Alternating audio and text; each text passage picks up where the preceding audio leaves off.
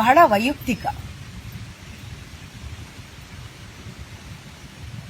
ಆಂತರ್ಯದ ಭಕ್ತಿ ಅದು ಸಹಜವಾಗಿರುತ್ತೆ, ಅದು ಬಹಳ ಸುಲಭ.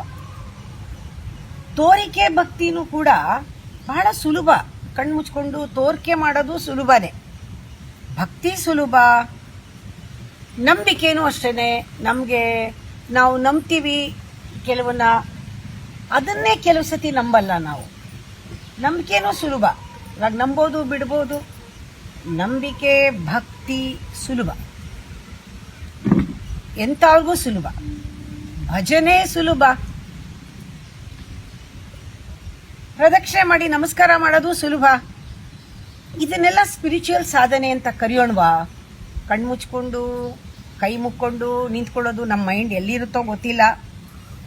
ನಾನು ನಂಬ್ತೀನಿ ಅಂತ ನಂಬೋದು, ಭಜನೆ ಮಾಡೋದು, ಗುಂಪಿನಲ್ಲಿ ನಮಸ್ಕಾರ ಮಾಡೋದು ಎಲ್ಲ ಸುಲಭ.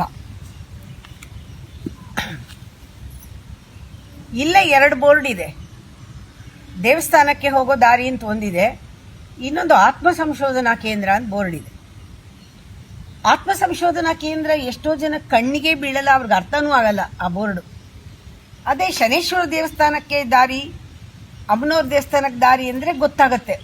ದೇವಸ್ಥಾನಕ್ಕೆ ಬರೋರು ಜಾಸ್ತಿ ಜನ ಬರೋದು, ಸುತ್ತೊಡೆಯೋದು, ನಮಸ್ಕಾರ ಮಾಡೋದು, ವೃಕ್ಷ ತಿರ್ಗೋದು, ಹೋಗೋದು, ಹರಿಸ್ಕೊಂಡಿರ್ತಾರೆ, ಬರೋದು, ಊದ್ಕಡ್ಡಿ ಹಚ್ಚೋದು, ಹೋಗೋದು.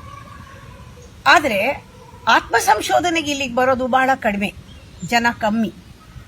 ಭಕ್ತಿ ನಂಬುಕೆ ಸುಲಭ, ಭಜನೆ ವಂದನೆ ಸುಲಭ, ತತ್ವ ಶೋಧನೆ ಕಷ್ಟ, ಮತಿ ಕಾರ್ಯ ಕಷ್ಟ. ಭಕ್ತಿಗೆ ಮತಿ ಬೇಕಿಲ್ಲ. ಎಷ್ಟೋ ಭಕ್ತಿಗಳು ಬರೀ ಆಚರಣೆಯಲ್ಲೇ ಮುಗ್ದೋಗುತ್ತೆ.